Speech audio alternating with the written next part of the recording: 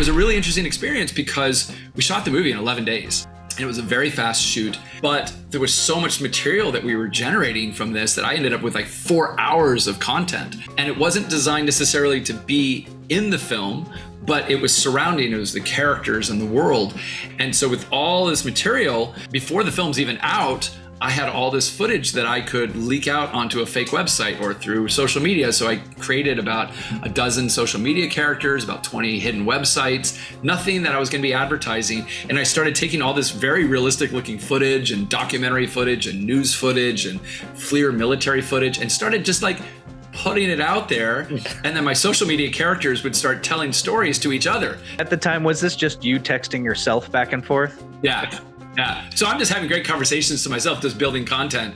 But there was a very sensational news reporter that came out of the Mirror UK, and I asked him a question saying, hey, have you heard about this? Knowing exactly what he was about to do. So of course he stole it and put it on the front cover of the Mirror UK as a real UFO sighting.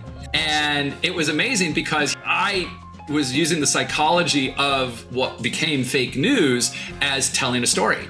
And so this whole story just blew up. We had 20 million people following these missing guys, these military sites, these news sites. We're using real news reporters doing things. And at the time, Troy Baker, Last of Us hadn't hit yet. Yuri hadn't been revealed as the new Spider-Man. Critical Role hadn't taken off yet. So none of my actors, people didn't know who these guys were. So when the movie comes out and we start premiering things, people are like, I heard about this. And they start Googling it and everything looks real. And in fact, in the middle of this campaign, one of our websites, Maricopa Missing, is like this missing person site out of Arizona. If you Google it, it's still up there.